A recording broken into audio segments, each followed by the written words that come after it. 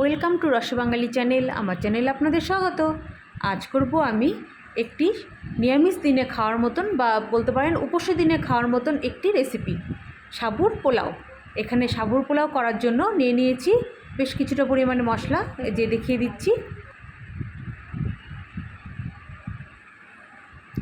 প্রথমে শুকনো খোলায় আমি বাদামগুলোকে ভেজে নিচ্ছি।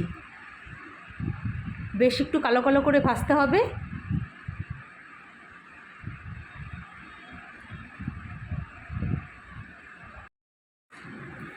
এখানে সাবুটা আমি মিডিয়াম সাইজের সাবু নিয়েছি। তো সাবুটা ভালো করে ধুয়ে জল ঝরিয়ে রেখেছিলাম প্রায় 3-4 ঘন্টা।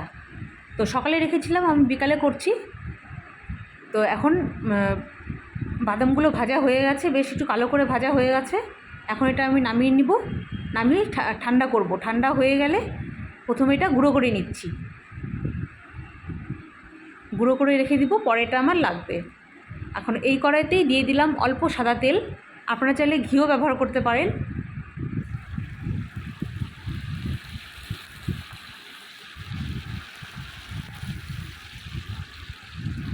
তেলটা গরম হয়ে গেছে। এখন আমি এই তেলে কাজু আর কিশমিশগুলো ভেজে নিচ্ছি। আমি এখানে অল্প অল্প করেই দিলাম, কারণ আমি একজনের মতন করে করব। আপনারা চাইলে কম বা বেশিও দিতে পারেন। আর বেশি লোকের করলে তাহলে বেশি করেই দিতে হবে, তাহলে খেতে ভালো লাগবে।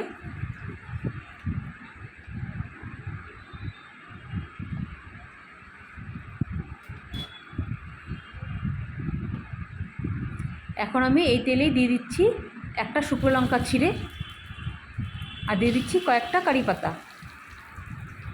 আপনারা চাইলে কারি পাতাটা নাও দিতে পারেন, আমার কাছে ছিল জন্য আমি দিয়ে দিলাম। এখন দিয়ে দিলাম একটা কাঁচা লঙ্কা চিড়ে বেশ কয়েক টুকরা করে। এখন দিয়ে দিচ্ছি ডুমডুমো করে কেটে রাখা আলু। আমি এখানে একটা মিডিয়াম সাইজের আলু ব্যবহার করেছি। এই রান্নায় আলুটা একটু বেশি হলে খেতে ভালো লাগে। এখন দিয়ে দিচ্ছি আন্দাজ করে লবণ। আমি এখানে আধা চা চামচ লবণ ব্যবহার করেছি। এখন লবণটা দিয়ে খুব ভালো করে নাড়াচাড়া করে ভেজে নিচ্ছি। বেশ একটু লালচে লালচে হয়ে আসছে। এখন দিয়ে দিব কেটে রাখা টমেটো, আর দিয়ে দিচ্ছি একটু আদা গ্রেট করে নিয়েছি। আপনারা চাইলে আদাটা নাও দিতে পারেন। আদাটা এখানে অপশনাল, আদাটা না দিলেও কোনো অসুবিধা হবে না। এখন দিয়ে দিচ্ছি একদম 1 চিমটি মতন হলুদ। খুব ভালো করে ভেজে নিয়েছি। সমস্ত কিছু সবজি একদম নরম হয়ে গেছে আর বেশ লালচে হয়ে গেছে। এখন আরেকটু নাড়াচাড়া করে ভেজে নিয়ে দেখব যে আলুটা সেদ্ধ হয়ে গেছে কি না। আলুটা খুব ভালো করে সেদ্ধ হয়ে গেছে, বেশ একটু লালচে হয়ে গেছে। কালারটা কিন্তু একদম চেঞ্জ হয়ে গেছে, তাতে বোঝা যাচ্ছে যে হয়ে গেছে আমার আলুটা ভাজা। এখন আমি এই জল ঝরিয়ে রাখা যে সাবুটা ছিল, একদম দেখুন কি সুন্দর ঝরঝরে শুকনো হয়ে গেছে, সেটাই আমি এখন দিয়ে দিলাম।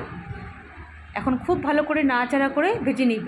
বেশ 2-3 মিনিটের মতন ভাজলেই এটা হয়ে যাবে, খুব বেশি টাইম লাগে না। এখন আমি এই পর্যায়ে দিয়ে দিব যে বাদামটা যে গুঁড়ো করে রেখেছিলাম, সেই বাদামটা দিয়ে দিলাম। এখন খুব ভালো করে নাড়াচাড়া করে মিশিয়ে নিব। আর এখানে আমি কাজু বাদাম আর কিশমিশটাও দিয়ে দিলাম। এখন যত এটা নাড়া যাবে, ভাজা ভাজা করা যাবে, তত কিন্তু এই সাবুর কালারটাও চেঞ্জ হয়ে জলজলা কালার চলে আসবে। খুব ভালো করে ভেজে নিয়েছি, প্রায় 2-3 মিনিট ভেজেছি। হয়ে গেল আমার সাবুর পোলাও রেসিপি। এটা আপনারা যে কোনো উপসী দিনে খেতে পারেন।